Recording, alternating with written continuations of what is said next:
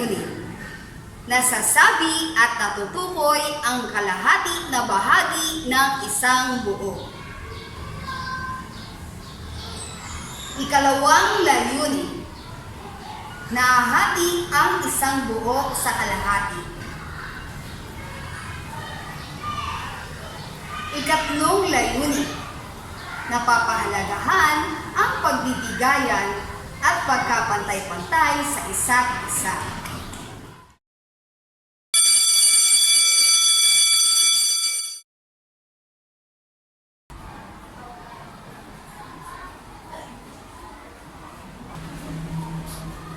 Marco, bakit malungkot ka? Kasi naiwan ko yung baon ko eh. Di bale, Marco. Meron ako 3 pandesal na may iba't ibang palaman. Matamis na bako, peanut butter, at margarine. Wow! Ang sasarap naman nito, Lara. Dapat matikman natin ito lahat. Ako ang maghahati ng unang pandesal. Ha? Ito sa'yo, Lara. Ito naman sa akin. Teka! Ba't ang laki sa'yo? Ang liit sa akin? Ang daya mo naman! Ngayon, ako naman ang maghahati ng pangalawang pandesal. Ito sa'yo, Marco. Ito naman sa akin. Lara, bakit ang liit-liit nito? Ang laki ng sa'yo. Ako ang maghahati ng huling pandesal! Ako! Bakit kayo nag-aaway? Kasi po siya, hindi niya alam hatiin ang pandesal sa kalahati. Siya nga din po eh, hindi niya alam hatiin ang isang buo sa kalahati. Gusto niyo bang malaman kung paano hatiin ang isang buo sa kalahati? Oo! Tuturuan ko kayo. Tayo na sa Reading Hub.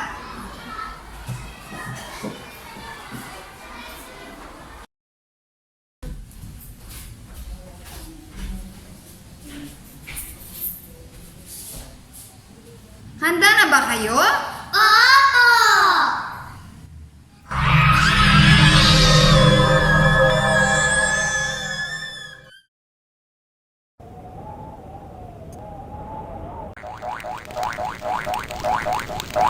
Hala! Nasaan tayo? Saang lugar ito?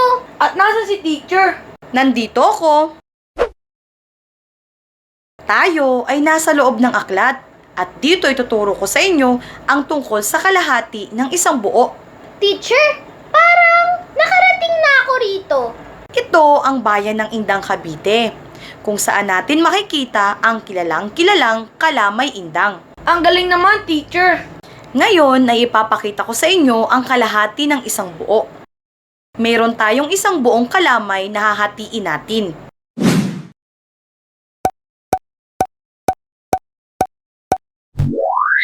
Ilang bahagi na hati ang kalamay? 2 po! Ano ang napansin ninyo sa laki ng 2 kalahating kalamay? Ang 2 kalahati po ng kalamay ay magkasing laki. Ang kalahati ay isinusulat sa ganitong simbolo.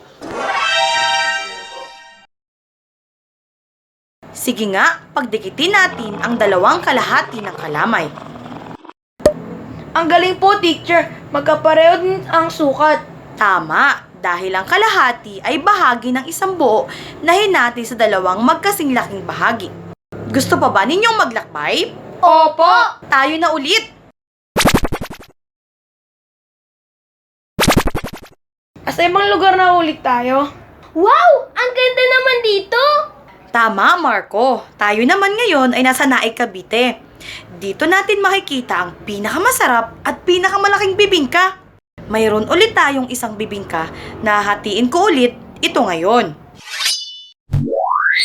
Ilang bahagi hinati ang bibingka? 2 po! Ano ang napansin ninyo sa laki ng 2 kalahating bibingka? Ang isang bahagi po ng bibingka ay mas malaki kaysa sa isang bahagi. Sige nga, pagdikitin nga natin ang 2 kalahati ng bibingka.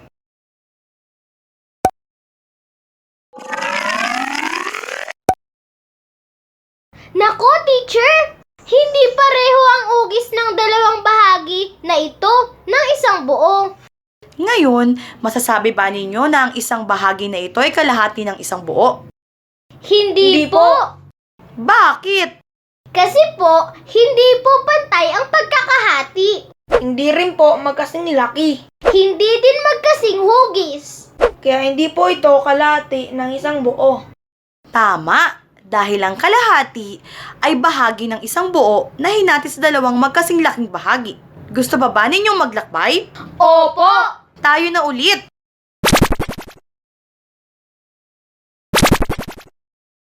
Hala, nasaan naman tayo ngayon? Teacher, parang nakarating na ako dito. Ito ang bayan ng Bailen, kung saan natin makikita ang napakaraming suman. Ngayon ay ipapakita ko ulit sa inyo ang kalahati ng isang buo. Kukuha ko ng isang buong suman na hatiin natin.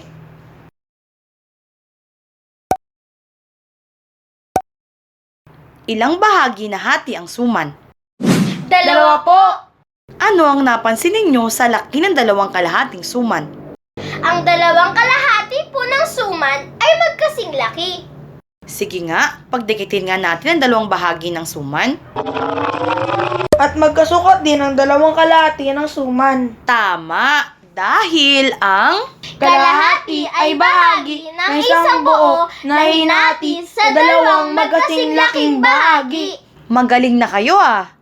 Ganyan din ang pagbabahagi sa kapwa. Dapat pantay-pantay at walang paglalamangan. Nako, nang lamang ako kanina. Ako din po. Anong sasabihin ninyo sa isa't isa? Sorry, Marco. Sorry, Lara. Simula ngayon ay hindi na kami maglalamang. Dapat po ay may pantay na paghahatian. Teacher, gusto pa naming maglakbay. Sige, tayo na ulit. Yay! Nasa ibang lugar na ulit tayo. Parang malamig dito. Tama, Lara. Tayo ngayon ay nasa Tagaytay City, Cavite. Dito natin makikita ang masasarap na buko pie. Gusto nyo ba ng buko pie? Opo. Ipapakita ko sa inyo ang 3 buko pie. Sasabihin ninyo sa akin kung tamang pagkakahati sa kalahati ng mga buko pie. Unang buko pie. Kalahati po. Ikalawang buko pie. Hindi po ito kalahati. Ikatlong buko pie. Kalahati po. Bakit ninyo nasabi na ito ay kalahati ng isang buo? Dahil ang kalahati ay bahagi ng isang buo na hinati sa dalawang magkasing laking bahagi. Magaling na talaga kayo. Tayo nang umuwi. Sige po. Nasiyahan ba kayo sa ating paglalakbay? Oo! Ngayon ay susubukin ko ang inyong galing. Bibigyan ko kayo ng pagsasanay. Sasabihin niyo sa akin kung ang bagay na ipapakita ko ay kalahati o hindi kalahati. Una, Kalahati! pangalawa, Hindi kalahati! pangatlo, Kalahati! pang-apat, Hindi kalahati! panglima. Kalahati! Magaling! Ngayon naman ay may 5 uri ng tinapay na makikita dito sa krese. Hahatiin nyo ito sa kalahati. Ang pandikoko, ang bicho, ang ensaymada, ang hopya, ang pandesal.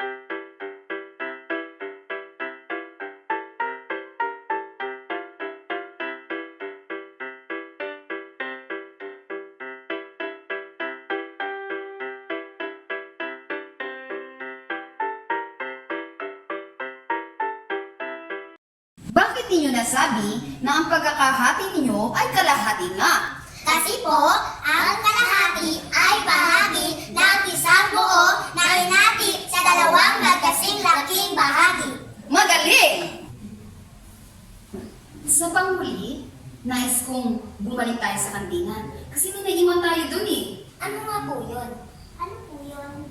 Malalaman nyo kung ano ang naiwan natin doon sa pabalik natin sa kantina. Tayo na. Dito mag-away na pag-dito sa...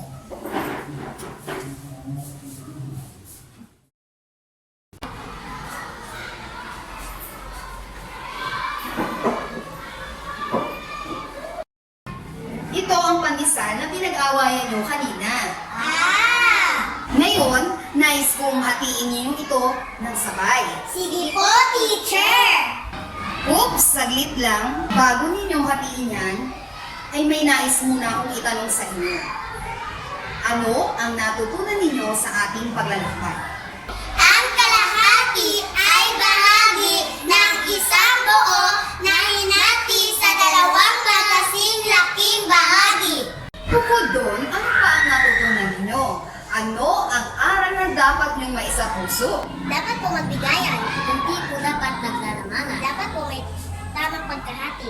Dapat po pantay-pantay. Magaling! Ngayon, hatiin na ninyo ang tinapay. Sarap naman, teacher. Sige, teacher. Balik ko po kayo sa klase. Sige, paalam!